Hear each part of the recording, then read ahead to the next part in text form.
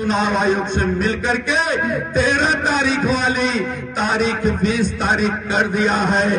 आप चाहे जितने तारीखें बदलो, चाहे तारीखें बदल लो, चाहे लोगों को बदल लो, चाहे तुम डीएम और एसपी को बदल लो, चाहे दरोगा और सिपाही को बदल लो, लेकिन हमारा ये जाबाज समाजवाद का झंडा रहने वाला ये कभी तुम्हारे सामने झुकने वाला नहीं है।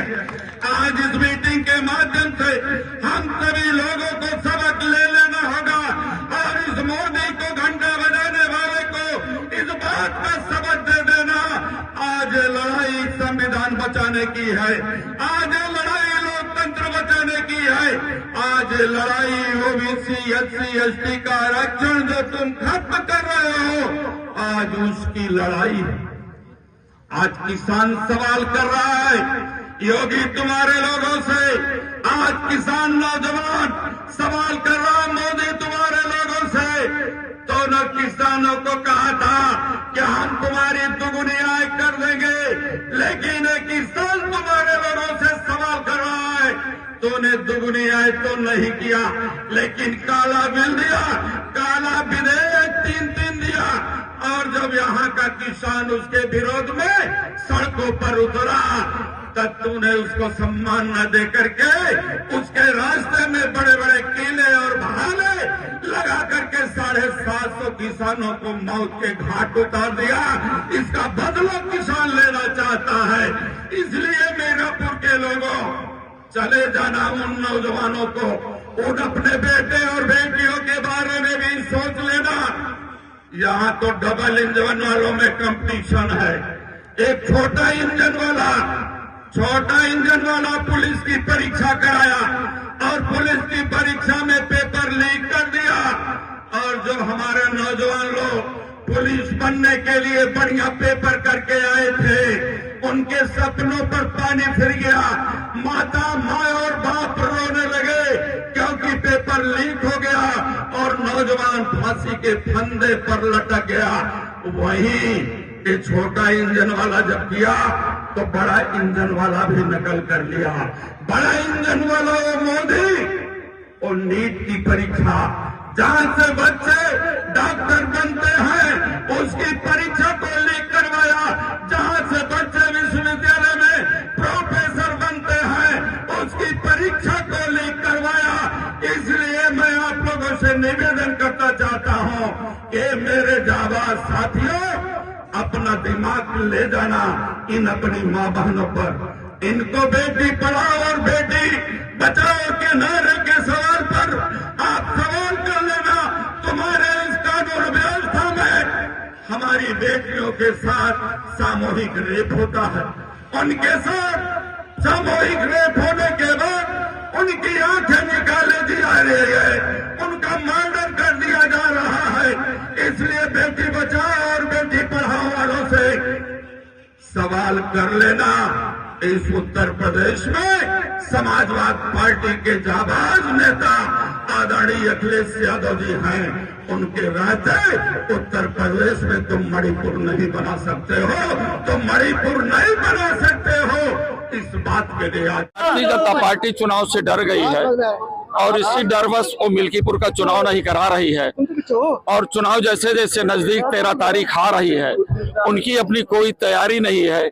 इसलिए चुनाव से भयभीत होकर के चुनाव आयोग से मिल करके उन्होंने तारीख को बढ़ा दिया है। इसलिए हमें भरोसा है इस प्रदेश के किसानों पर, नौजवानों पर, महिलाओं पर, मजदूरों पर, वो आने वाले दिन में चाहे वो जितनी अपनी तारीखें बढ़ा लें, लेकिन ये प्रदेश अब समाजवादी का है, भारत संविधान का है। लेकिन मुख्यमंत्री कह रहे हैं ये 3 मुजफ्फरनगर है, प्रयागराज है, 3 जगह से गंगा स्नान का है, उस पर्व को देख के कोई पर्व नहीं, इस देश में हमेशा पर्व मनाए जाते हैं और ये पर्व हमेशा इस देश के गरीब, शोषित, वंचित, पीड़ित लोग मनाते हैं, अपने भगवान की आराधना करते हैं। लेकिन भारतीय जनता पार्टी चुनाव से डर चुकी है, इसलिए चुनाव की तारीखों को बढ़ाती जा रही है। मुख्यमंत्री के नारा है कटोगे तो बटोगे, उस पर क्या कहेंगे?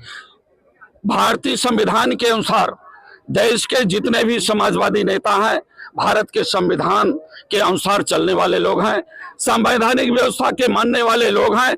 हमारा भारत का संविधान कभी बंटने का सवाल नहीं करता है, एक दूसरे को कटुता पैदा करने का नहीं काम करते हैं। लेकिन भारत के संविधान में इन्होंने सिंबल स्थापित कर दिया। वो सिंबल जो राजतंत्र का प्रतीक है, वो सिंबल जो राजा रानी के पेट से पैदा होगा, वो व्यवस्था समाजवादी लोग उसको दूर करना चाहते हैं। इस देश में सांप्रदायिक उन्माद पैदा करने वाले इस भारतीय जनता पार्टी के खिलाफ भारत का संविधान है, और उसी संविधान को समाजवादी पार्टी के राष्ट्रीय अध्यक्ष श्री अखिलेश यादव ने अपना सबसे पवित्र ग्रंथ माना है।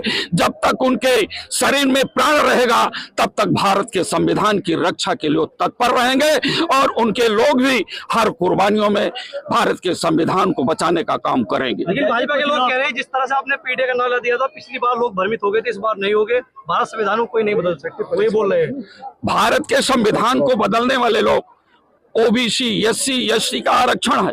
मैं आपसे सवाल करता हूं, अभी लोक सेवा आयोग उत्तर प्रदेश से 611 चिकित्सा अधिकारी के पद आए, और चिकित्सा अधिकारी के पद में 611 में 170 के करीब ओबीसी का होना चाहिए, 115-20 के करीब एससी का होना चाहिए। लेकिन ओबीसी के लोगों को 58 नौकरी दी गई, एससी के लोगों को 35 नौकरी दी गई।